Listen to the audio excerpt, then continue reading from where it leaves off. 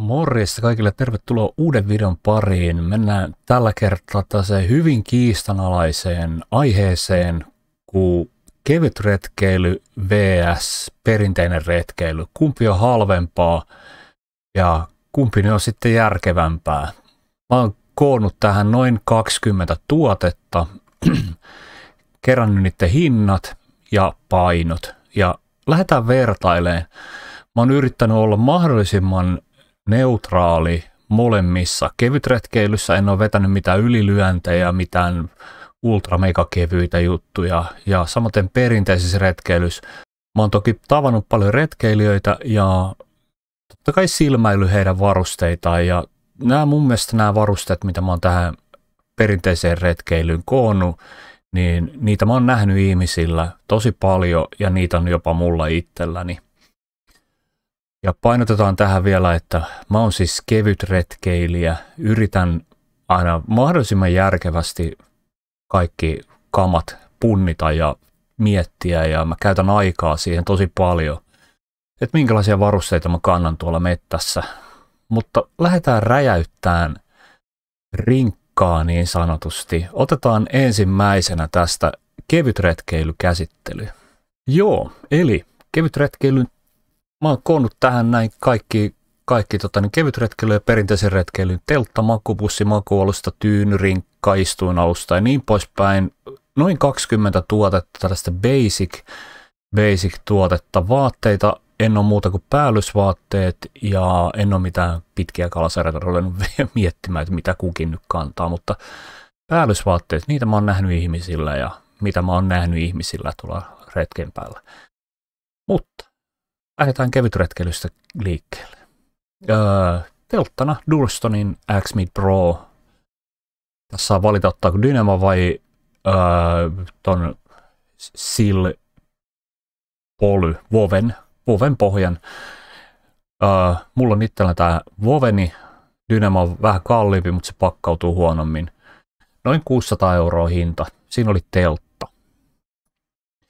Paino 500 grammaa abouttia rallaa täällä teltalla muuten. Sitten kiltti. Tätä mä käytän makuupussina itse henkilökohtaisesti. Tämä on 450. Viimeisellä käsivarrenvaelluksella mulla oli 350. Se on vähän kevyempi. Pitää painaa 710 grammaa. Tämä on siis tällainen käytännössä tällainen peitto, jonka saa kiinnitettyä tonne, mutta mä en ole ikinä käyttänyt tota kiinnitysjuttua. Mun mielestä aika turha. Kyllä se siinä pysyy, kun nukkuu. Sitten makualusta, Thermarestin Neon Air X-Lite. Tässä ei ole mitään ihmeellistä. Wide-versio, leveä, tykätään mukavuudesta. Sitten tyynyksi, siitä Summitin Eros Ultralight Pillow. Tämä on mulla itsellä ja todennut tämän todella hyväksi. Rinkaksi Durstonin Kakva 55. Tämä painaa 800 grammaa suurin piirtein. Sitten ekstra suojaksi tällainen solumuovi. Tämän voi pujottaa tuonne rinkan sisälle, vähän antaa tukevuutta ja sitten voi käyttää taukoistuimena ja yöpyessä niin lisäsuojana makualustalle. Ilma-alusta kumminkin, niin siinä voi sattua mitä tapahtuu, mitä vaan, että 48 senttiä leveä tuollainen perus. Sitten tiskausjutut, niin kevytretkeilijä, minä mukaan lukien, vedetään tällaisella karhunkielellä. Tää leikataan 6 palaan, tää on 15 senttiä näin päin, 10 senttiä näin päin, niin sit saa 5 kertaa 5 senttiä paloja 6 yhdestä, niin tossa ei tule paljon kappalehintaa, voi antaa äitille vaikka 3 siitä ja itselle jättää yhden käyttöön ja yhden pilputa 6 osaksi, niin sillä retkeilee todella pitkään. Sitten keittimeksi PRS:n 3000T, painaa 25 grammaa, maksaa saman verran 25 €. Todella hyvä.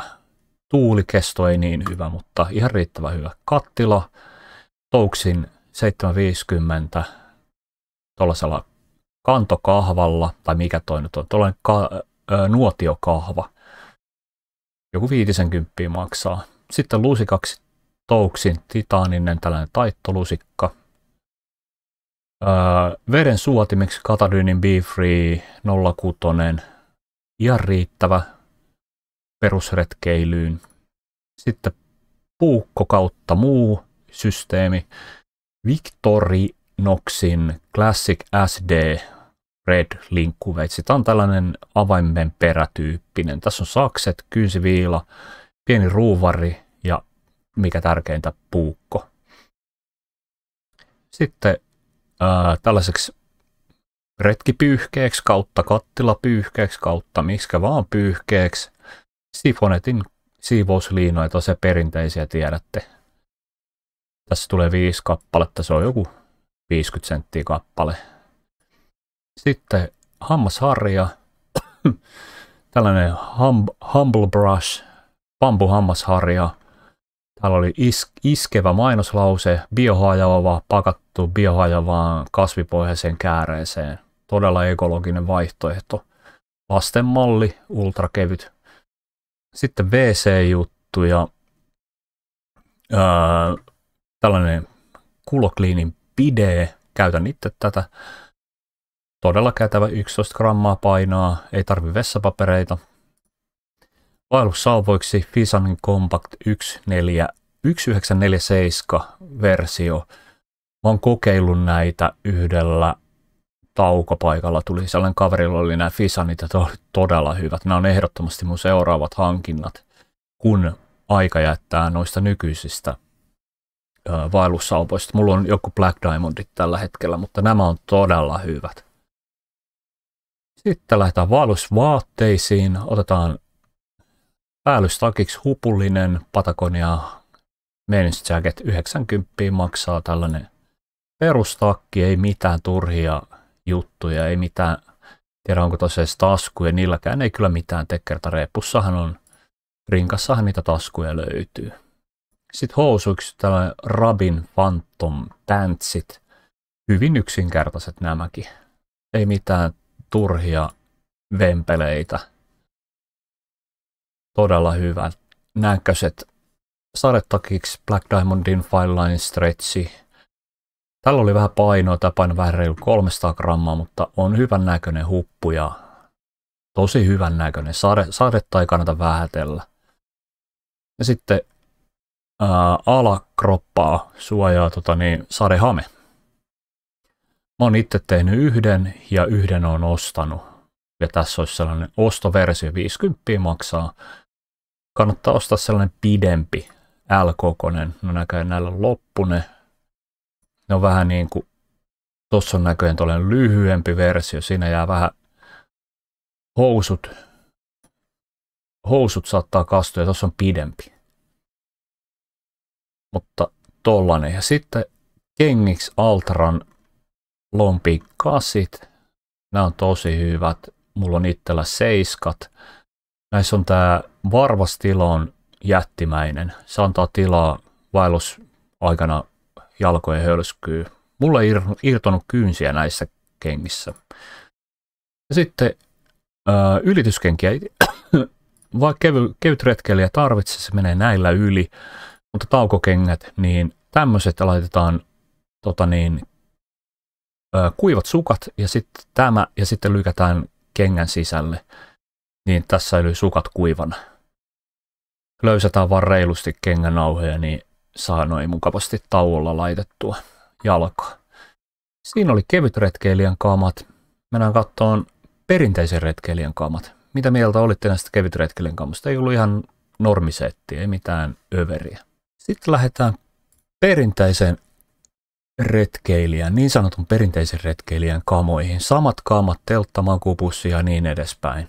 Teltaksi mä katoin Fjellun Abisko Lite 2 2 hengen teltta. Tosi hyvän näköinen. Tänne mahtuu 2 mukavasti. Ihan niin kuin tuossa oli toi kevyt retkeilijä versio Durstonin X-Midi, niin sinne mahtuu 2. Kivan näköinen. Kunnon absidi ja näin poispäin. Hyvä teltta. Makupussiksi mä katsoin, tää oli saanut hurjasti arvosteluja. Oho, se on näköjään jostain syystä nollaantunut, mutta 4 arvostelua nyt näköjään tullut. Mun mielestä tässä oli enemmän, mutta 5 tähteä. Tällainen perusmakuupussi. 3 hunttia. Tää on 4 vuoden ajan. Ei 3 vuoden ajan. Comfortti plus 1. Kuitupussi. Makualustaksi mä otin saman, mitä tuossa kevytretkeilijä. Mun mielestä ei mitään järkeä laittaa jotain muuta. Ja tyyny sama kuin kevytretkeilijä, ei mitään järkeä vaihtaa. Rinkaksi uusi Fjällun kaika. Tässä on vähän leveämmät nämä sivutaskut kuin niissä vanhoissa kaikoissa. Ja mun mielestä tuolla alhaallakin on vähän leveämpi. Tää on todella hyvä rinkka. Mulla itsellä on vaan se vanha kaika. Tuohon saa se etuhässäkänkin. Tai onko se on itse asiassa tuo kansi pudotettu tuohon eteen. Sinne mahtuu 75 litraa. Mahtuu perinteisen retkeilijän kampsut. Ja sitten makupussin alle tällainen lisälämmike kautta taukoistuimeksi. Fjällun tällainen 14 milli makualusta. Hätävaraksi, jos sattuu toi ilmamakualusta hajoamaan. Sitten mennään tiskiharjaosastolle. Perinteinen tiskiharja ei todellakaan sahata mitään vartta poikki, eikä oteta pelkkää harjaosaa. Mennään perinteisellä tiskiharjalla. Sitten keittimeksi kautta ruokailujutuiksi. Mä laitoin niin, että normaali retkeilijäkin syö kattilasta. Eli perinteinen retkeilijä syö kattilasta. Se ei tarvitse lautasta. Niin trangia, näitä näkee paljon retkeilijöillä. Tässä on tällainen kaikki, mihin on kahvipannut ja tämä on kaasuversio. Paistinpannut ja riittävät kattilat, tuulisuojat sun muut. Itsellänikin on trangia. Ja mä käytän sitä kanottiretkillä kyllä. Sitten perinteisellä retkellä on aina kuksa. Tossa on semmonen juomakupiksi.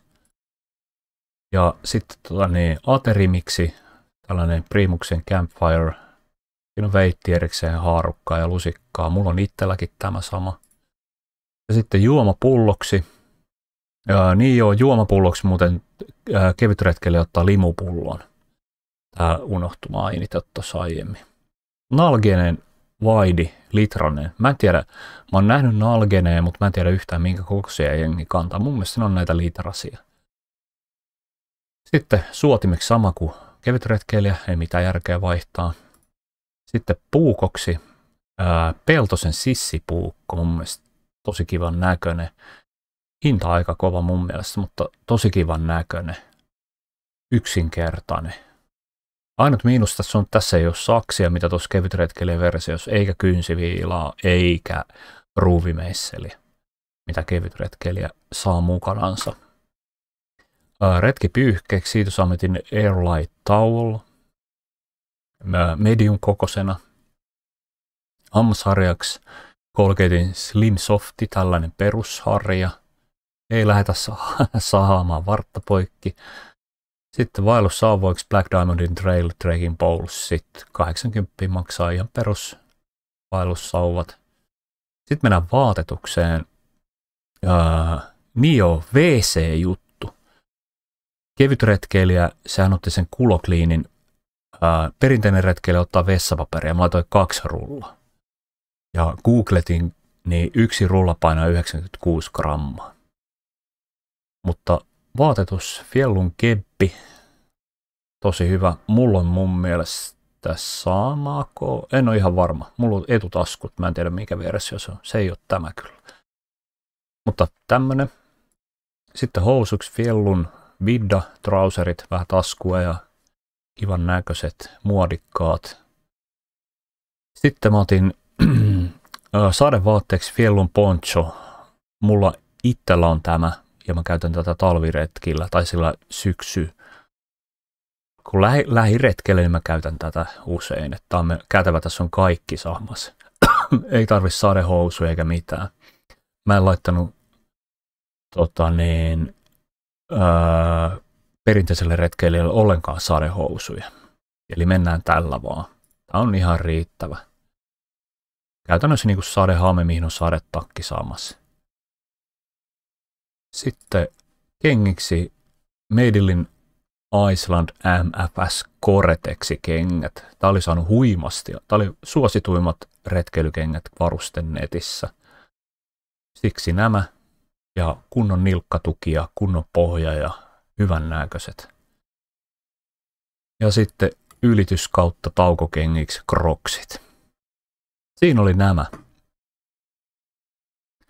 Kaikki varusteet perinteiselle retkeilijälle ja kevytretkeilijälle. Sitten mennään katsomaan vähän miltä nämä näyttää niin kuin tällainen Excel-tyyppisenä. Tässä on nämä teltat sun muut, kaikki karhunkielet, tyhjä limupullo 20 grammaa. Niin joo, ja ruokapussiksi mä laitoin molemmille muovipussi. Mun mielestä ei ole järkeä ostaa mitään erillistä pussia, jos ei nyt halua välttämättä niin kuin minä olen halunnut. Mutta pelkällä muovipussilla pärjää molemmat, kevyt retkeilijä ja perinteinen retkeilijä. Ja leirikengiksi mä olin merkannut tänne muovipussit tai asuntonäyttösuojat, niin mä laitoin nämä asuntonäyttösuojat sitten tuohon. Tässä on kaikki majoitteet, majoitesysteemi 1500, paino 2,6 kiloa. Sitten nämä ruokajutut 140, 250 grammaa. Ja sitten tällaiset random sälät, niin 110 ja 207 grammaa. Ja sitten vaatetus, niin 570 ja 1200 grammaa. Yhteensä 2400 €, 4,4 kiloa. Tässä oli kevytretkeilijän kampsut. Sitten katsotaan perinteisen retkeilijän kampsut. Tämä leirikama maksoi 1600, paino 7,8 kiloa. Ei mitään ihmeellistä. Se oli tosiaan sama makualusta, sama tyyny. Sitten tämä ruokailupuoli 280 ja painot 1600-1700 grammaa. Ja täällä oli tosiaan tämä muovipussi ja sama suodin. Eikä muuta sitten ollutkaan samaa. Sitten tämä random-osasto, niin 201 € ja 960 grammaa. Ja sitten nämä vaatevarusteet, niin 850 ja noin 4 kiloa. 2900 €. Sitten mennään katsomaan vähän vertailua. Tässä on kevyt retkeilijän sarake ja tässä on perinteisen retkeilijän sarake. Katsotaan ensin hinta. Hinta pysyy hyvin samana. Tässä on ainut, mitä mä en ottanut huomioon, on tämä teltta. Thurston X-Mid Pro 2. Tämä oli Dynamo-pohjahinta. Se oli näköjään vähän noussut tuolla netissä, mutta noin 700 €. Tähän tulee vielä verot päälle. Eli puhutaan noin 900 €, kun se on kotona. Sama juttu tähän. Puhutaan noin 250-300. Niitä mä en ollut tuonut huomioon tänne. Mutta kun katsotaan, niin aika samassa mennään. Pienellä telttavaihdolla niin tämä hinta olisi pikkusen eri ehkä tässä. Suurin piirtein, mutta niin kuin haetaan luotettavuutta, niin otetaan se Fjellun teltta, tai voisi ottaa Hillebergin teltta ja sitten hinta olisi vielä kovempi. Oltaisiin samoissa varmaan kuin tässä veroineen. Mutta hinnat hyvin samat. Niin kuin ja näin. 50 €. Sitten nämä ruokapuoli, niin tuossa on 100 € johtuu paljon tästä Keitin jutusta, missä oli nämä kattilajutut sun muut. Tuossa mä olin muuten laittanut kattilan kohdalle, niin tuossa on toi touksihinta ja tuossa on se kuksahinta. Tämä luukuksa, 60 €. Sen takia se oli vähän outo, mutta tuossahan tulee 1 000 000 kattilaa tuossa trangian mukana. Mutta tämäkin hinta, niin totakin voisi muokata, että tuossa olisi vain yhden trangian joku alumiinijutun ja sitten sen kaasupolttimen siihen alle, vaikka pullon päälle laitettavan polttimen, niin sitten toi hinta olisi eri ja oltaisiin hyvin samassa. Mutta sitten nämä puukko ja nämä hammasharjasysteemit, niin puukossa oli huima ero. Se Victorinoxin avaimenperäjuttu, niin 25 € about, ja toi oli 100 toi toinen. Et siinä tuli huima ero. Kaikki muu oli hyvin samaa. No toi pyyhe maksoi vähän ehkä ekstraa. Mutta jokaiselta nyt varmaan löytyy kotoa joku pyyhe, että sitä nyt ei voi edes laskea. Mutta jos haluaa niin ostaa tosiaan retkeilypyyhke. Vaatetus, siinä oli jonkin verran eroa. Ne oli aika edullisia noi kevytretkeilyvaatteet suhteessa näihin Fjällun vaatteisiin. Niitä näkee tosi paljon ihmisillä, kun ne liikkuu tuolla. Ja itsellänikin on niitä. Että tässä tuli aika iso ero, mutta sitten kun katsotaan tätä loppuhintaa, niin tuolla 500 € eroa olisi kevytretkeily vähän halvempaa, mutta kyllä kun näitä täältä vähän sumplii, niin ollaan aika samois. Mä väittäisin. Hyvin samois. Tai voi olla, että vähän perinteinen retkeily nousisi, kun tuonne ostaisi hillentelta ja näin poispäin. Vähän veivailisi näitä. Ja sitten kevytretkeilijähän kantaa yleensä enemmän kaikkea roipetta, niin se saattaisi olla eri hintalappu sitten tuossa lopussa. Mutta sitten mennään tähän painoon. Mitä on matalempi paino, sitä turvallisempaa retkeily, sitä pidemmälle pääsette. Kaikki kivikon ylitykset on turvallisempia, kun teillä on kevyemmät kamat. Ei tarvitse siellä keikkoa jonkun 30 kilon klimpin kanssa ja saatte ruokaa enemmän ja kaikesta tulee nautinnollisempaa, väittäisin näin. Ylitykset turvallisempia ja näin poispäin. Mutta mennään katsomaan, mitä painoero oli. Leirikamois. 5 kilon ero. Perinteinen retkeily painaa 5 kiloa enemmän. Mun mielestä aivan törkeä. Tuo teltta oli jo, siinä oli jo 1,5 kiloa eroa. Makuupussissa, okei, mä otin sen kuitupussi, leikitään, että olisi ottanut jonkun muun 800 gramman untuma-jutun, niin oltaisiin samois. Siinä tulisi kilo, siltikin olisi 4 kiloa. Nämähän pysyi samana. Sitten rinkka, kevytretkeilyn 845 grammaa ja kaika, Fjällun kaika 3,3 kiloa. Se on ihan törkeä painava. Istuun alusta, siinä nyt oli jonkin verran eroa, mutta tosta ja tosta tulee jo sellainen 3-4 kiloa, 3 kiloa painoa lisää. Vaikka mitenkä tätä sorvaisi, niin perinteinen retkeily on painavempaa näiden majoitteiden ja rinkkojen osalta. Sitten katsotaan nämä kattilasysteemit ja keittosysteemit, niin 250 grammaa kevytretkeilijä, perinteinen retkeilijä 1,6 kiloa. Tossa on se isoin ero, trangia. Aivan jäätävä ero. Tossa on toi kattilapaino, se Touksin titani kattila ja tossa on se kuksan paino. Ja tossa on ne kaikki trangian painot. 1,5 kiloa painoeroa. Tätäkin saisi kiristettyä järkeistämällä tätä. Mutta näitä näkee paljon. Jengi kantaa trangian klimppiä siellä mukana. Ja sitten saa sitä jumalatonta kaasua. Sitten nämä puukko ja muut osastot, niin se linkkuvetsi avaimen perä 20 grammaa ja toi sissipuukko 200 grammaa, 180 hinta, 180 grammaa painoero. Pyyhkeessä 30 grammaa, hammasharjas 15 grammaa, WC, kulokliini. Tähän mä en ole ottanut huomioon sitä tyhjää pulloa, minkä tarvii, mutta se nyt ei paino paljon paina, se on muutama gramma, 10 grammaa, 20 grammaa. Niin kumminkin yli 100 grammaa painoeroa. Vaellussauvois. Mä en ole ihan varma. Toi oli ilmoitettu Farlightin sivuilla toi paino, mutta mä uskon, että toi on yhden vaellussauvan paino. Täytyy olla. Silloin tässä ei olisi juuri mitään, mutta painoero on joku, leikitään nyt 500 grammaa, kun kaikki nämä kikkailisi täältä kuntoon. Vaatetus. Tässä en ole toki ottanut huomioon, että tämä Fjällun takki on huomattavasti lämpöisempi kuin se Patagonian ohut takki.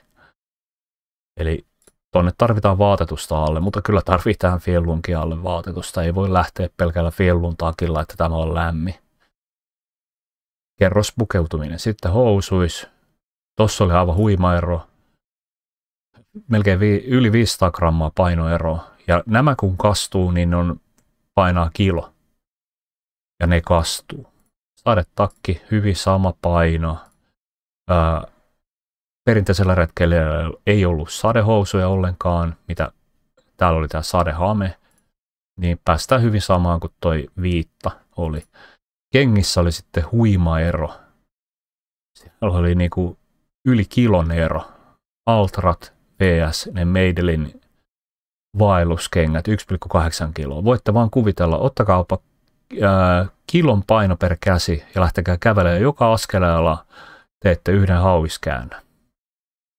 Kävelkää 20 kilometriä silloin. Voin sanoa, että olisi hauikset aika tukos.